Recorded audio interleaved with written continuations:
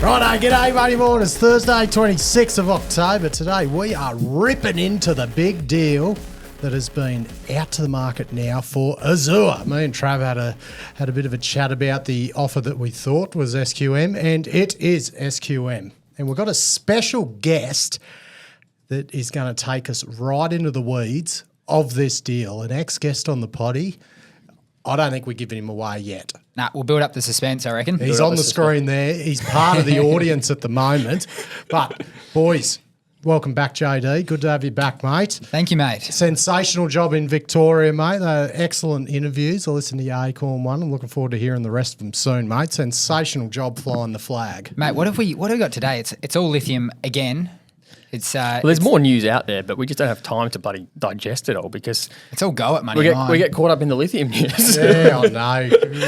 Bloody, mate, you got to pretty much go to the level of the Leonora consolidation to take full the top title for the Money and Mine content. So get gold bugs, MDs, get your M&A level up to the level of the Leonora consolidation and you will beat the lithium stories. Right, sponsors for today are great friends at JP Search, Michael and Zav, the financial niche recruitment gurus. Boys, as much as I love them because they took me to golf one day, our relationship goes beyond that because of what they provide to people that are seeking financial employees in any M&A, any from all levels of analysts all the way up to CFOs, but they're niche. I keep saying that. But it's funny, mate. I was speaking to someone yesterday who works in the executive search industry, and they actually specialise a bit in on that CFO level, and they're like, bloody Xavier and Michael have carved out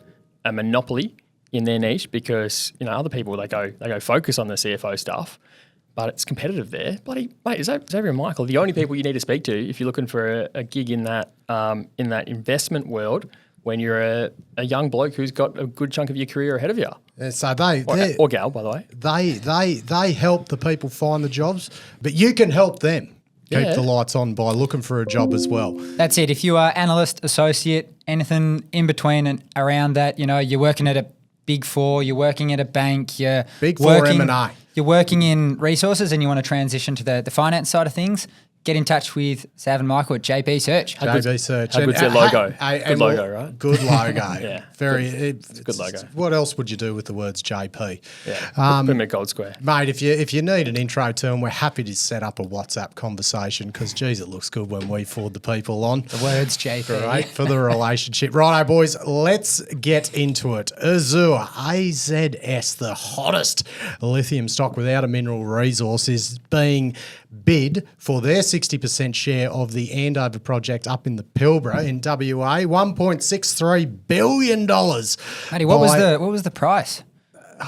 Geez, $3.52. I feel like I've said that before. $3.52. Let's just listen to your prediction, mate, from 2 days ago. Rip it. Should we take a punt on price, party, and sort of conditionality of the deal? I'm not betting against you on SQM. I think SQM, that's to be. My guess on price. So I think it traded as high as $2.96 in the past, and people always, for whatever reason, get anchored to all-time highs. So my guess is $3.50. So what would you guess on price?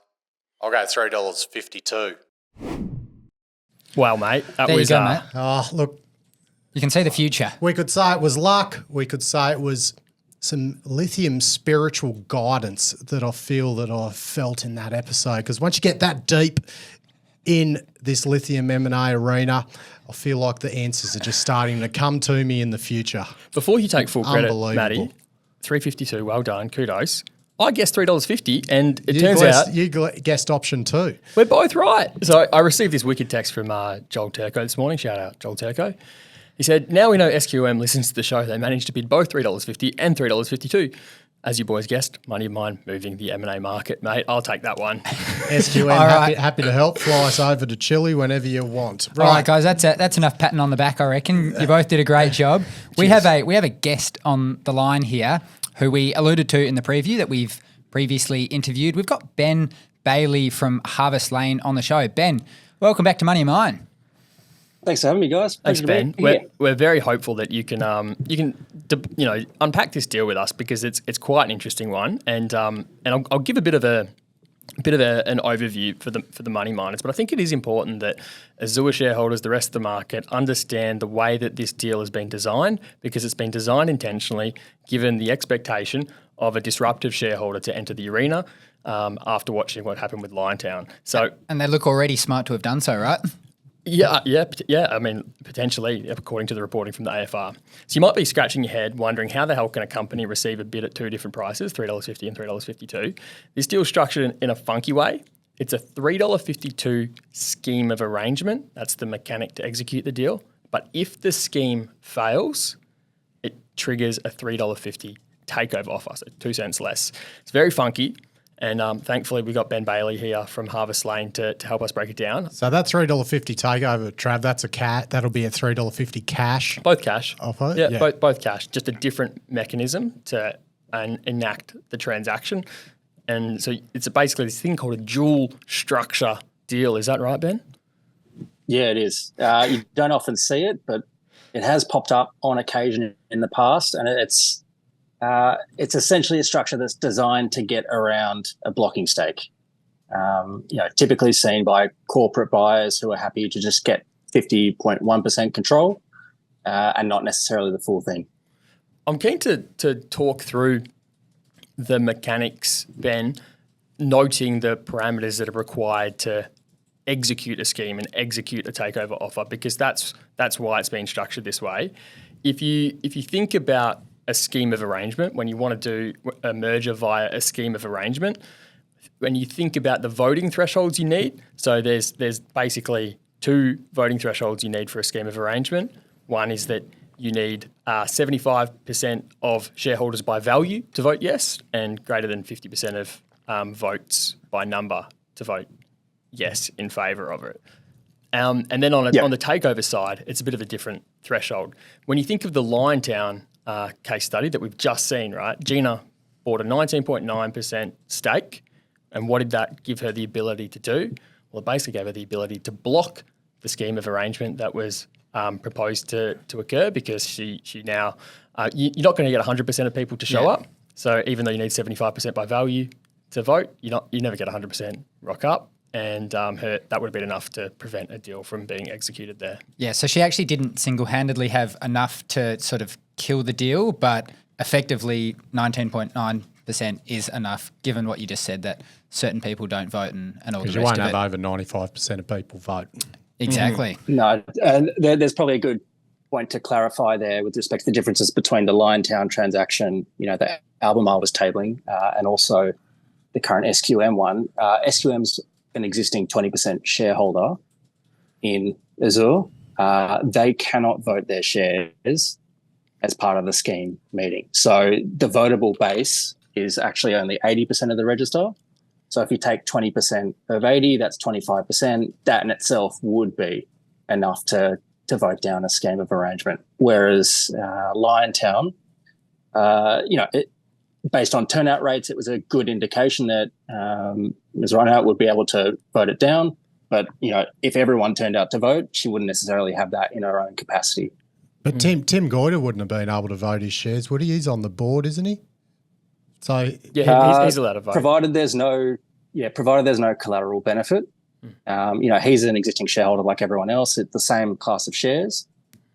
If he was being offered to roll his stake in the unlisted vehicle, he continues on as a shareholder in the private entity, then he would form a different class of shareholders and won't be able to vote alongside the remaining all other shareholders. But, given it was entirely cash proposed, he'd be taken out for his shares, so he comes in just like any other shareholder. Yeah. So just to confirm, boys, for the non-finance folk, hands up right here. So a scheme of arrangement can be via shares or cash. Is that right? So we've seen the Genesis St. Barbara, that was a scheme. That can be both as well. That was a scheme. Yeah, it can be purely both. shares. Yeah, both takeovers and schemes can be cash or shares. I think it's more it's more a question of when you start out looking, to do this change of control transaction, it's a question of how do you structure it. So schemes of arrangement, it goes to shareholders, it goes to a vote, but it's an all or nothing transaction. You either get 100% of the company or you get none of it. Whereas with a takeover offer, it's based on acceptances by shareholders. So you can end up with 20%, 50%, 70%. If you get across that 90%, then you're allowed to compulsorily acquire the remaining 10. But you can end up with a percentage of the company that's not 100.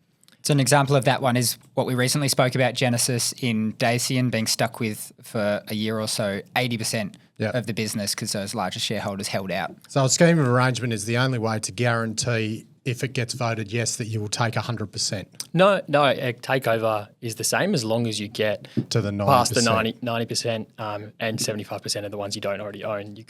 You reach the compulsory acquisition thresholds. Yeah. Let's in this case we've got the two mechanisms kind of tied together, and the way that they're linked is it becomes a takeover offer if the scheme fails, and it's also baked in that the scheme fails if a shareholder other than SQM pops up with greater than 19% shareholding in Azure. In this particular case, I've seen it being dubbed on Twitter as the Gina-clause. So it's you could think of there's two ways that the scheme could fail. One is Gina acquires enough of a stake to actually the scheme doesn't pass in an actual meeting itself. The other one is she goes above 19%, and that's an explicit condition that the scheme would that is not met by the scheme, and then it kind of kicks in this takeover offer then at $3.50 per share. Is it greater than 19%, 19.0%? Just 19, greater than 19% share. Yeah. So, Ben, I reckon we should talk through, like, from the perspective of Gina, what her move would be in relation to the deal. Let's talk about the game theory for Gina, because I think that having been dealt this deal, what are her options if she wants to kind of block a deal similar to the Liontown game plan. I think that can explain why we're seeing it in the structure it is. So there's no talk of Gina yet. This is pure hypothesising, preparing, or is there talk that she is interested? It was reported in the AFR. AFR's reporting she's buying with Euros at the moment. So Euros are traded 15.4% of the stock of Azure today, and speculation that Gina's been buying. Sorry, money miners, I've been out running errands this morning. Anyway, I'm up to date now. Cheers, boys. And Euros were also the broker that did the transactions on the Liontown. So. Yeah. So Ben, bear with me here. If I'm Gina and I see this deal pop up, then I have a decision to make. I either still try and buy shares and disrupt the deal, or similar to the Liontown version, or I don't. And it appears that it looks like she's trying to disrupt the deal. So she's opted to buy shares. Let's say she reaches a sufficiently large threshold to cause the scheme not to be effective. Then you're in a situation where the takeover offer kicks in instead. So shareholders of Azure in that instance are going to receive a takeover offer for $3.50 in cash, and Gina is kind of left there in a situation where she can either lobby in a higher bid herself for 100% of Azure, or fold into SQM as well. So, or hold out and SQM, in which case SQM end up with a greater than 50% control of Azure, and Gina ends up as a minority shareholder of Azure without board representation, and the board controls Azure, which is controlled by SQM. Is that a fair summary of the options, Ben? Yeah, I mean, one word to sum that all up: optionality. She's taken a position that, from what I can tell, I don't think she's paid above $3.50. I don't think Euros were buying higher than that in market today. So, all options are currently available to her, assuming it is her at this stage. When that takeover, she could first and foremost agree to roll into the scheme. If, between now and January, when I think the timetable was set for the scheme meeting to be held, she can opt for that. If not, she can accept into the takeover, or she can just retain an existing stake in Azure, and whether that remains listed or it's delisted by SQM mopping up everyone else, that's also open to her as well. I think the price that's been paid in market is pretty important to, I guess, the story of what could potentially happen here. To us, it suggests, I guess, optionality. There's no necessarily defining pathway that's opening up in terms of what we can tell through the purchases. Similar to Liontown, the communication was that she wasn't paying above $3. That would sort of limit her optionality. If she might have just thought at the time she could partner with Albemarle, to come in under the bid at $3 and partner with them as a joint bid structure. If she's paid higher than $3 in market, Albemarle would be forced to lift their offer in line with the highest price Gina has paid as well. So that would put pressure on them. So again, essentially what I'm seeing is that she's making a lot of moves that just maximise her optionality. So it's plenty of time to figure out which way she might want to take it. What does so if option 2 happens, it's like a Dacian Genesis setup. What's that look like if SQM own 80 and Gina owns 20? Would that just be a big, ugly, weird stalemate? Well, you got to. I think we'll go to Ben, but I think you got to think of what Gina's intentions are as well. Would she be satisfied doing that? Because that sort of vehicle, she's a minority shareholder. She doesn't have control, and the entity's controlled by the board, not her. And if that's an unpalatable outcome for her, then she's kind of got to make a decision whether or not she lobs a bid at a higher price herself, if that's an unpalatable outcome, at a price at which SQM kind of, folds into, which would be a pretty interesting thing to see, I think. Yeah. So I think it comes back to the structuring and the deliberate decision to structure it as a dual structure transaction. So first and foremost, you go for a scheme of arrangement, which is an all or nothing outcome. SQM ideally would like 100% of Azure, but by offering this off-market takeover, in the event that the scheme fails, they're signaling to market that they're not necessarily about control add to their position. They're happy to take the whole thing, and they're reserving their rights, I guess, with respect to where they go between 20% and 100% of it. Yeah. Gina's also got the capability to come over the top as well. Whether she'd be happy to stay at a 20% interest where you've got a minority stake, whether it's listed or unlisted. I can't speak to what her thoughts are. I'd love to have the inside lines and just pick up the phone and have a yarn, but don't have that luxury. And Ben, that point of it being unlisted, right, is something to tease out, because quite often in these situations you see the threat is to delist it if shareholders don't fold into a takeover offer. So I think we saw that with Wailu Mincor, yep. Yeah, and that would be what SQM would have up their sleeve as a possibility. They would threaten to kind of delist the entity, at which point Gina loses some of the protections that come with being a listed company per ASX listing rules, and it's just a lot harder to kind of advocate for your own agenda under those circumstances as a shareholder. Yeah, to delist under a takeover transaction, you need 75% acceptances, and I think there's the number of remaining shareholders has to be under a certain amount. I think it's 100. It could be 50, but one of the two seems roughly right. So that was the case in the Genesis Dacian deal. They got past 75, but there was enough of an existing shareholder base that they couldn't delist the thing there. So with respect to Azure, there's nothing. Even if Gina would like to retain a 19.9% stake, the maximum SQM can get to is 80.1 or 80%, we'll call it roughly. If they get to 75 and there's fewer than, call it 100 shareholders, they can delist it from there, and then it just rolls into an unlisted vehicle, and Gina would retain her stake. SQM have taken out most of the remaining shareholders, so it just becomes, I guess, Gina, Creasy, and SQM. Ben, can you sort of just tease out why the risk profile for an Azure shareholder right now is completely different to the risk profile that Liontown shareholders had, a few weeks ago? It's mainly to do, well, you've got this dual structure. So you've got the takeover that comes in the event the scheme fails.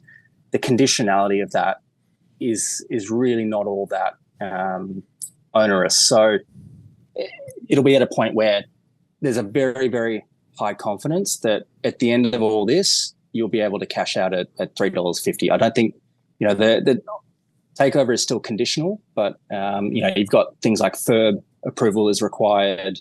I don't think that'll be an issue given that they currently have a partnership with Wes Farmers for Mount Holland. Existing operations in Australia, it's not going to throw up too many issues from a national interest perspective, I would think. But there's no minimum acceptance they have to get to. Basically, SQM's just flagging that they're happy to buy as many shares as they can at the offer price. And if it's only 5% of the register, they'll take it. If it's, the whole thing, they'll take that as well. Yeah. And of course, for that takeover to then become, compulsory, you need the 90% threshold, which you can't get unless Gina sort of comes to party. But that's where you kind of get a potential unless she plays ball. Yeah. Yeah, unless she plays ball, there's no pathway to compulsory. Yeah. Ben, I'm keen to kind of talk about the strategy on announcement here. So I couldn't help but have the reflection. I always look who's advising on the deal, and I see advising Azure in defence is Barrenjoey, and Barrenjoey, of course, were advising Albemarle. And then it looks like they might not be getting paid on that deal, but they've learned their lesson and they've advised a deal structure that might get an outcome in the case of Azure. So let's talk. What they might get paid for. Yeah. Yeah. Let's talk about the strategy here, right? So they don't announce anything until like a scheme implementation deed or transaction implementation deed, what they term it, is actually signed, as opposed to in Liontown's case, they announce that there's an intention to merge. It's subject to 4 weeks of DD. They didn't do that. Didn't announce that. DD might have already happened, but they announce it after the binding docs have been signed, and there's this structure as a protective mechanism. It's clearly designed to mitigate the potential influence of Gina to disrupt a deal because of what they've seen in Liontown, I think. And I think we said the other day they haven't got much to do DD on. Like, what is it's a bit different to Kathleen Valley. You just got drill core. Yeah. But I mean, this is binding from the outset. So, there's a legal document that binds SQM to certain obligations under the transaction, whereas the Albemarle one was indicative non-binding, subject to XYZ. So again, that speaks to the high confidence that you'll get a decent outcome here. And it's just a case of I guess, seeing what transpires over the next few months. Ben, what's your thoughts on timing and coincidence or not? Do you think it's coincidence that you've got Gina buying all the Liontown shares, Albemarle's bid being taken back, you've got SQM putting the offer in right now? Is this just a big race to the top that's happening now, or pure coincidence? I think it's pretty interesting because it's all coming at the time where we're hearing about price weakness in lithium markets, and there's going to be massive, or not massive, but there's threats of oversupply, and the price is just going to keep falling and all that sort of stuff. And you look at these transactions and everyone's racing for it. It's things like Minres picking up 20% of Delta as well. They're in global lithium. It just sort of seems that the ones with the cash to throw around building these things out aren't necessarily worried about what the current picture is. They're looking forward to the future and willing to kind of put their money where their mouth is, backing what the outlook is. It's a pretty interesting one to follow. I mean, we're not necessarily in the game of predicting what's going to be the next one. It's more reactionary to what's in front of us, but what's happening now can certainly sort of help give us context for what is to come. And in this 2 week period, do you think the reason SQM has put this bid out now is to get on the front foot against Gina Reinhart, looking at her activity?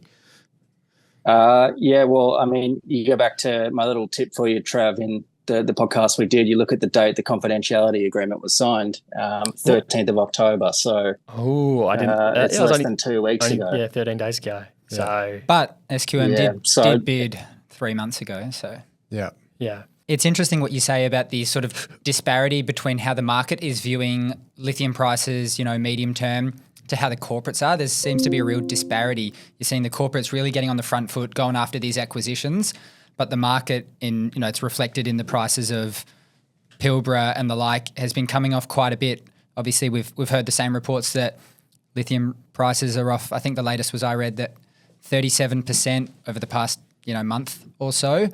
So spodumene price is sitting a bit over $2,000 but the corporates are clearly taking a view that is, like you say, short term, inventory challenges, macro challenges, all those sorts of things, as opposed to a more medium to long term view. Ben? Yeah, I mean, you just look at the Pilbara Minerals quarterly today and their realised price on the spodumene. You had Chris Ellison from Minres on his quarterly conference call, sort of bemoaning about price manipulation for the markets as well. So, the ones that are actually there doing the work, they seem to, indicate, at least with their actions, that, the current market isn't necessarily where the expectation is it will head.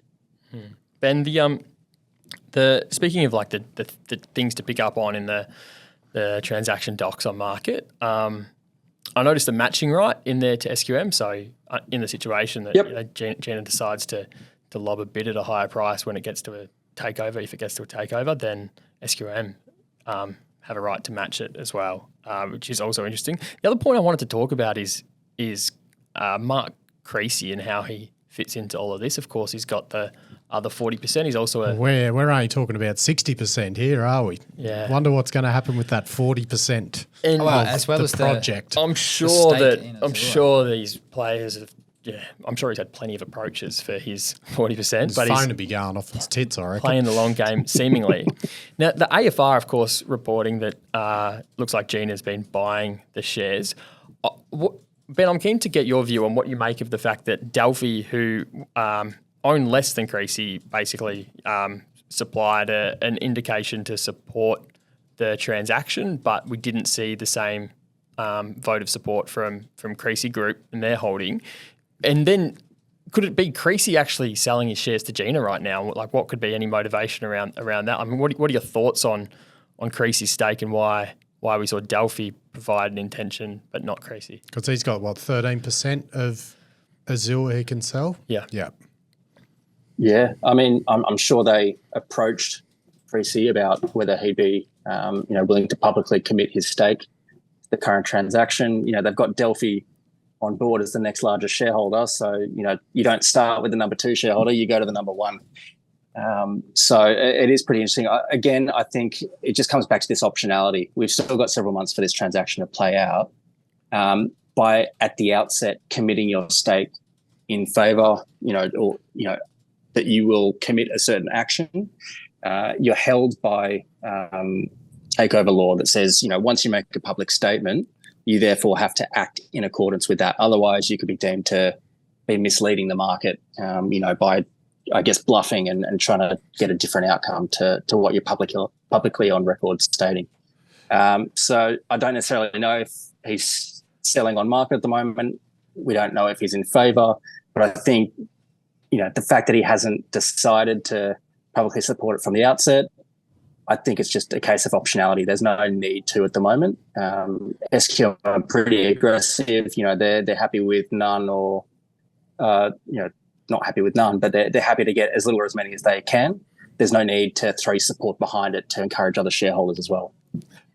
What scenarios and the likelihood of each do you think is going to happen with Mark Creasy's 40% stake in the project? Oh, that's a good question. Well, it's free carried through to FID, isn't it? Yeah. I'd imagine he'd make the decision around that time and not sooner unless someone makes him an offer that's way too good to refuse. Yeah, so he's setting himself up for glory. Yeah, it's as well because that 40% stake is held separately to Azure. You can have different prices paid for it. If you offer a cash sum to one shareholder, it has to be the same for everyone. Everyone has to have the right to participate on the same terms. But because that 40% interest held by Creasy is at the joint venture level and not necessarily via a 40% stake in Azure who owns 100% of the project, he can tease out a different offer to what is being offered to Azure shareholders today. But Woody, is he in a position to get like a massive, massive premium in terms of if they get to the stage of FID, it's like, well, we can either buy you out now or you have to chip in 40% of the CapEx. So isn't that's the downside for him, is that he would have to... He can probably find a way to fund that. Yeah. But like, is that'd be a potential out, is like... Yeah. So he hasn't got him completely by the balls, because his best bet would be to get paid out so he doesn't have to chip in for the CapEx, wouldn't he?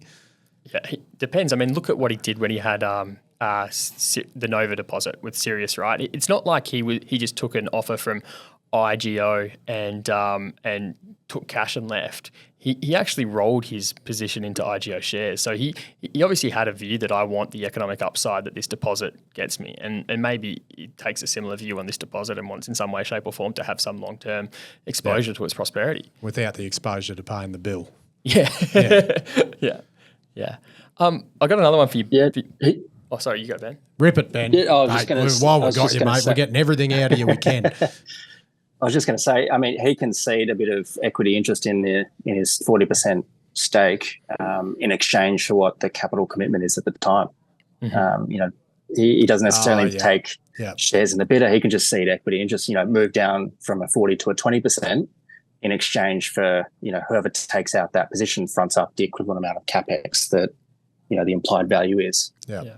Ben, I had another thought reflecting on this deal structure, and one is that if this deal results in it going to the takeover thing, and then instead of the scheme, and then Gina chucks in a higher bid, and then you get that bid matched by SQM, then all of a sudden, there's a pathway to 100%. Does Albemarle reappear at Liontown now, knowing the playbook to get a deal done with Gina? Is this kind of a potential path forward for Liontown now? It could be. It just depends on where Gina is prepared to be a seller and if that's a price that Albemarle can afford. I think SQM, they're on the front foot now. They've already got an existing 20% stake. So they're sort of pot committed with seeing something get over the line here, whereas I think Albemarle, they weren't even substantial at the time they made the offer. It could all just get a little bit difficult. Maybe they're wishing they went harder earlier on to pick up a pre-bid stake. But I mean, it's just about finding a clearing price. Everyone's got a price for something to be done. So it's just a case of whether Albemarle will be able to afford it. I suppose you look at what's happened to Albemarle. Albemarle, they've put all the offers in, but they haven't had to cough up any money at $2.50 to $3 for Liontown. But now they do have the opportunity to start picking them up cheaper. And if they do, as you said, does it still open the door for them to do a JV deal with Gina, but they don't have to pay $3 anymore? Yeah, potentially. There's one more for the deal junkies out there, Ben. Like, when have you seen this transaction done in the past? I was in a conversation with Mr. Spector, our go-to corporate lawyer, who remains anonymous, and he told me it's the first time in WA that this dual structure's been part of an M&A transaction. It's not. I mean, it might be in WA. It's not the first time I've seen these deal structures. We've typically seen it. I think Healthscope was the first one in 2019, where Brookfield came over the top of BGH, had an existing 20% stake, and they offered this dual transaction structure to kind of get around that. The carrot on the stick for shareholders and for BGH as well was that if they folded and rolled into the scheme, they were given a higher price, and if they stayed firm and Brookfield didn't get 100%, then the price would be lower, to reflect the fact that there's a certain premium in, I guess, taking 100% ownership as opposed to just having a controlling stake. So I think the scheme offered by Brookfield there was $250 and the takeover was $240. So there's a bit of a price step there in terms of consideration received. I was a bit surprised with the Azure one because it's only 2 cent difference. It's less than 1%. So, I'm convinced they just listened to the pod I was the just other about day to and say, just I think it was just purely us. Yeah. just for shits and giggles, throw 2 cents on, give it up for Matty. But, perhaps they took the view that they weren't going to get the scheme up anyway, and this is just an exercise in trying to pick up as many shares as they can at that $3.50 price. Well, mate, we're all the wiser, and thank you for sharing your expertise. And for those that don't know, Ben spends all day diving into the docs that go up on the ASX when it comes to an M&A transaction, because that's how they make money at Harvest Lane. Right, this is a yes or no question to finish it, Ben. Is Azure an arbitrage play right now? In a pure sense, it closed $3.49, and you're looking at $3.50 in a few months, so you can make 1 cent arbitrage. Technically, it is. Technically, it is. Technically. For the money miners that with were... a holding period and cost to borrow on top of that, and actually no borrow because it's just a cash offer. Yeah. But does an arbitrage play include potential outcomes like Gina things, or is arbitrage purely just on the numbers? Arbitrage is purely how can you get a return without any risk taken. But the way that the corporate action kind of strategy of Harvest Lane, correct me if I'm wrong here, Ben, is you look at an opportunity to make a return, but you're exposed to the upside that comes from a counter offer, and that's where you kind of you lock in a minimum return, but you get the kicker if there's a bit of a bidding war. Yeah. So by the letter of the law, I guess this is technically an arbitrage opportunity, but being so close to that takeover price, time value of money, what you're paying for here is the expectation that there's a little bit more to come. Is how I'll reference that. So whether you think that's a strong possibility or not, I'll leave it over to the viewers to kind of have their own opinions on that. But yeah, you're paying for potential here, less so a pure arbitrage. In repayment for this interview, Ben, once this deal goes through, we just want you to come back on and say what your play was here on a trading sense. Once it's done and you won't get in trouble. So money miners, stay tuned for 6 months' time. If Ben's not talking, it means he's buying shares and he's trying to bloody get a higher price. Leave that up to the money miners. Right, man. Thanks for coming on, Cobber. Nothing like anything out of market hours. We usually get better attendees. So that was wicked, mate. No worries, boys. Thank you for having me. It's always a pleasure. Oh, thank you very much. Thank you, mate. Cheers. We will should be up soon. Look forward to hearing it. Thanks, Ben. The episode and the Azure share price. Righto, good on you, Benny Bailey. What an absolute GC. Loves it. Good for an aftermarket call, that fella. It always gets a bit of real good insight. Yeah, wicked. I mean, that's serious insight that you just don't get. Even as an investment banker, you never really talk deal structuring in this sort of way. This is really rare to see. You don't see it in mining deals. Like it might be the first one in WA we've seen, but it's really cool to have someone who's at the coalface of deal structuring, explain it, pull it apart for the layman. Unless you got these bloody blokes or ladies' numbers, personal friends, there's no other way to get this insight other than listening to Money of Mine, boys. It's true, mate. This is what we are providing to the industry. Yep. So, no worries. Thanks for all the bloody pats on the back. You cracked me up, mate. We will take credit for Ben's insight. Yes. We'll take credit for getting Ben to you, the money miner. Let's talk a bit about Pilbara Minerals. Pilbara, PLS. Pilbara, Jesus, talk about bloody having half of its body shorted. What was it leading about 15% shorted? Yeah, over. Stock? Yeah. Most shorted stock on the ASX, I think 15.5%. And 15.5% is a very, very high amount of shorting. Like you look at that shortman.com, usually the top shorted stock's around 9 or 10% shorted. Yeah, on the ASX, yeah. 15's high, and it's not 15's very high. And it's not even a stock with balance, balance sheet stress. It's kind of net cash. There's no debt that can. Well, I think Liontown was shorted 9.8%, leading into the Albemarle bill being pulled, bid being pulled. So, and 15% for this stock. And it's got 3 fucking built in. Yeah, we'll get into more. That was one of the key talking points, the interest around there, because I'm not sure if you guys picked up on the same sort of rhetoric, but I haven't felt the market and people so interested in what a quarterly is going to say as the Pilbara one. They felt like a lot of excitement about, a number of different questions. And the main one is around pricing, and then sort of how that flows into why it is one of the most, or in the case of the last couple of months, the most shorted stock on the ASX. So, all up at the end of the day, Matty, we just looked before, the stock was flat. So, people were thinking, pricing's going to be a massive disappointment. They, in a sense, they were vindicated, like pricing was down massively quarter on quarter, but they weren't rewarded for it if they were short the stock. So getting into the details on pricing, they realized US $2,550 per dry metric ton. That was a 31% drop quarter on quarter. And obviously it's coming from pretty high highs. That's on an SC6 basis, is it? That's right. And they sold 5.3%. Yeah, so on 5.3%, you're talking about 2,240. SC6, Joe Lowry, if you're listening, mate, we know you love it.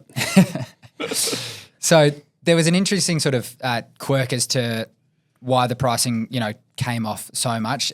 They had maintenance at the berth at Port Hedland, and that meant sales were weighted toward the September month as opposed to the two earlier months in the quarter. And as prices were on the slide throughout the quarter, it meant they received pretty weak pricing. But I mean, the theme has sort of been reflected in the likes of Mins and all the other lithium producers in the quarterlies that we've seen over the past week or so, that lithium prices are on the slide. The latest number that I picked up upon, I'm not sure if you guys had seen this, was that SC6 SPOD FOB Australia was being priced at $2,050 US bucks a ton, or if you're looking on a CIF China basis, just add 100 US bucks. So it's a bit of a far cry from where we were about a year ago. Yeah. But at the sort of margins, we're talking operating costs on a unit basis for Pilbara around 1,000 Aussie. Yeah. So that's CIF, that's cost, insurance, and freight to get it to China, and that adds $100 to the $100 to the price because you got to pay the freight and the insurance and so on. Yeah, exactly. So in terms of revenue came off 42% for Pilbara. So like I said, you've seen prices come off over 30%. You also saw lower production, so 144,000 tonnes of spodumene was produced, which is, a bit lower than consensus was sort of anticipating. Did they, in their previous quarterly, did they guide that they were going to be second half weighted during the P680 ramp up? They did. So for the financial year. They got a few, bits and pieces of machinery, equipment, the plant that they're fine tuning, they're getting going, they're commissioning, all those sorts of things. Yeah. So there were some maintenance shutdowns and the like throughout the last quarter. So one of the big sort of pieces that they refer to is the P680 primary rejection facility. So a nice big picture of it for Trav in the quarterly, and that's going to be commissioned, throughout the next quarter.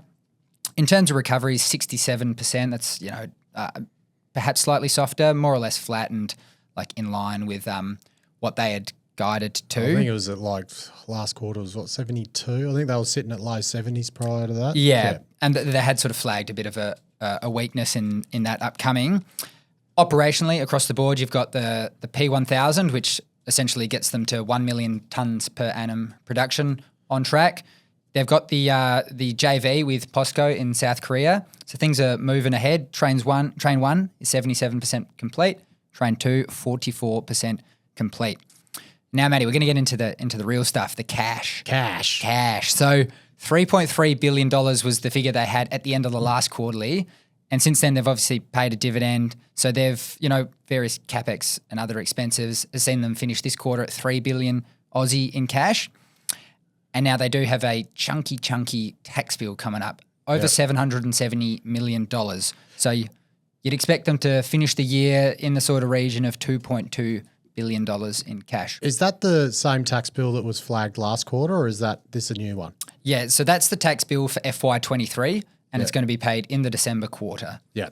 So, $2.2 billion in cash, you think, maybe they're a contender. All this M&A is going on, but, I don't really think so. They've got to get to P1000, which we just touched upon. That's going to see over, around about $1 billion in CapEx over FY24. And then, that's not all of it. There's going to be some CapEx that needs to be spent afterwards. Obviously, they're going to be growing the cash pile throughout as well. But, I mean, the dollar figures we're talking about, with the likes of Azure and even, Wildcat, for example, the market caps. Wildcat. The market caps on these things are chunky now. So, and PLS hasn't bought minority stakes, right? Like everyone else has, but they haven't. So it would just be. Yeah, Wildcat was a small cap. Now Wildcat's a big cap.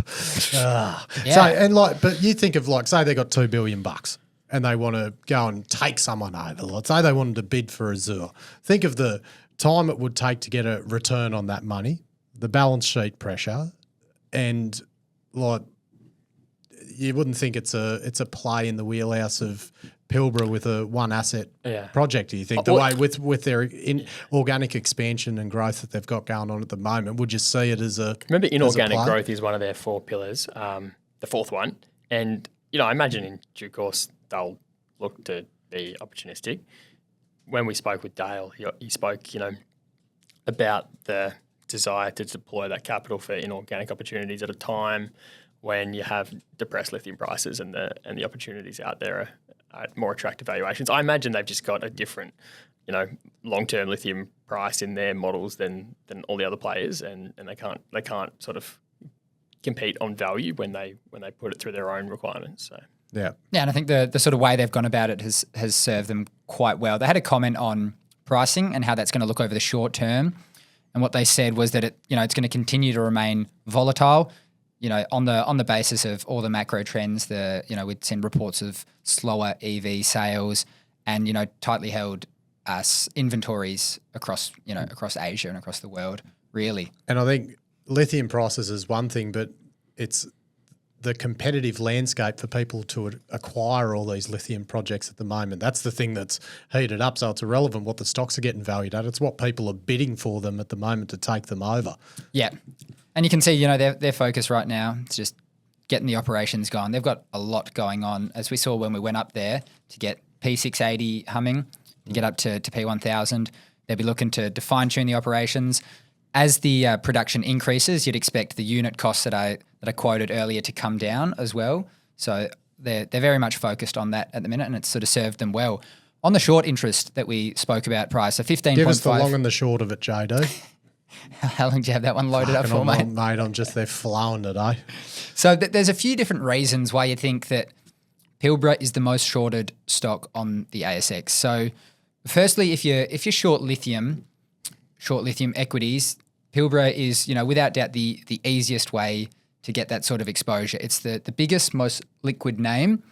It doesn't have the same sort of huge major shareholders like we see in a lot of the other stocks, i.e. it's probably easier to get borrow. That's an assumption I'm making. I don't know that one for a fact.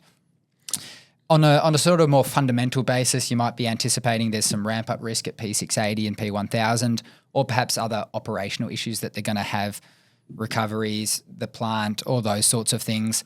And then there's one other sort of layer which, we've kind of beaten around the bush of just now, is that they might go and do some poor M&A and destruct value. I don't think they will, but that could be another lens that a short seller might take as a reason for shorting Pilbara. But I think it really hinges around the first thing I said there, that it's the most liquid name. And if you're bearish on lithium, that's probably one of the easiest ways to sort of express that sentiment. I think that's an interesting one to go into, right? Because go back last year, if you wanted to be short lithium, you wouldn't have expressed your short lithium view via Pilbara, because you would express it via, the assets that were further out on the risk curve that had dubious development plans, and that was the way to be short. But now those have all come way off. They've all fallen off a cliff. They've actually a lot of them have dropped out of the indexes. So getting borrow is a lot more costly. For the big funds, I'd say impossible. They're too small. The position sizes aren't meaningful enough for those names we're thinking of that have just fallen so far. Liontown, it wasn't the one to short because it was subject to a bid at $3 forever, and of course then the shorts built up with the Gina anticipation. But just from a lithium short, you kind of go through the list, and a lot of it probably does relate to that fact. Even though historically you would have thought, if I want to be short lithium, I'm going to short the worst companies as opposed to ones that have a durable balance sheet in a project. But there was another one I've been asking around about this question too, JD, and why, what are people pitching in order to try and encourage others to be short Pilbara? There are a few things I heard. One was that that because the pricing was expected to be lower, all of the brokers were using the wrong price, and then you'd see downgrades as a result of that. So then you just see the sort of price targets kind of readjust, and there was an expectation that that would happen after the broker downgrades. Another thing that I'd heard was people weren't properly factoring in their cash position with the tax liability, and that would kind of flow through the markets. And then other people were expecting some seasonal weakness. Fascinating to see kind of just it's traded flat. So we'll see what happens next. Yeah, I mean, for all the excitement and all the buzz coming into how this one was going to do, you thought it was going to move one way or the other, but at the end of the day, it's just finished flat. So there you go. Do you think it should be treated a bit differently to something like this ramp up to P1000 eventually in comparison to, say, a Liontown? Liontown are going 0 to, 700,000 tonnes of spod. So Pilbara, they've essentially got locked in 500,000 tonne already of spod in the plant that has already been commissioned and already flowing, and everything's just a separate bolt onto all that. Like, it's essentially that additional capacity is decoupled from what they've successfully got already, where I don't see it as much of a risk compared to someone that's ramping up a full plant from 0 to... Yeah, I think you're right. And I do think the more switched on investors would view it in that lens, if they're sort of modelling... Switched on investor right here, right? if they're modelling, 1 million tonnes per annum of production, it's not binary. They're already at almost 600,000 and stuff. So it's how close do they get to that? Do they get it? Do they fall 20% short or whatever in the coming couple financial, years? That's how they'd sort of view it. Yeah, beauty boys. Now we're going to do. Because pretty much every other commodity MD is going to be sooking today because of lithium again, and we're going to deliver the other quarterlies tomorrow. Because obviously, as I said, get your M&A standards up to the appropriate level that will guarantee you a spot on money of mine. Mate, a $1.6 I billion don't think we are, because we've got deal. an interview tomorrow, mate. Oh, do we? No, that one's, we'll do a show before that. Roger. Piece of piss, mate. Don't worry, money miners. We won't let you down. We've got the Sandfire de Grey Allchem quarterlies coming out today. Plenty of others. We'll do a bloody quick rip through, and I'll attempt to summarise it a bit better than I did the other day. Yep, and we've said it earlier, but we are going to be in Sydney next week. Yes, IMARC. So if you're around, come say good day, and we might be going to a pub on Tuesday night. So TBA Don't come to the pub and pitch me your bloody big small cap opportunity and like what happened at Diggers on the street all the time. God, one guy's like bloody giving me a dart and saying, mate, I'll just get it, mate, tell him your story. Tell us what your company's about. I couldn't even have a dart I just want the dart. I just want the dart. Can I have the cigarette? I'm glad they came for you and not me, Matty. I got none of that. All right, lads. Yeah, so no, and we're not just going to be at IMARC, JD. Money of Mine is the official podcast partner for the IMARC conference, and we're going to be set up in the flesh in the conference, interviewing all the who's who around IMARC, just picking 5 people out of 8,500. So it's going to be brilliant. So I look forward to. I wish I could have a beer with every one of you, but I'd get way too messed up. And beauty. Righto. On that note, thanks, SMEC. On that note is a translation for hurry up, Matthew. No, I thought you were going to round out the show, mate. So our great partners, JP Search, the financial recruitment gurus at the top of the show, along with all our other great partners, SMEC Power and Technology, the electrical gurus, K-Drill, RC Drilling, and Man Rock Excavation gurus. Anytime exploration, just overall exploration, recruitment, vehicle hire, and everything exploration gurus. Terra Capital, just gurus of people, but also natural resource investing gurus. That's it. Hoodaroo, lads. If you'd like to be a guru, you let us know. We can get you on the guru list. Cheers, money miners. The information contained in this episode of Money of Mine is of general nature only and does not take into account the objectives, financial situation, or needs of any particular person. Before making any investment decision, you should consult with your financial advisor and consider how appropriate the advice is to your objectives, financial situation, and needs.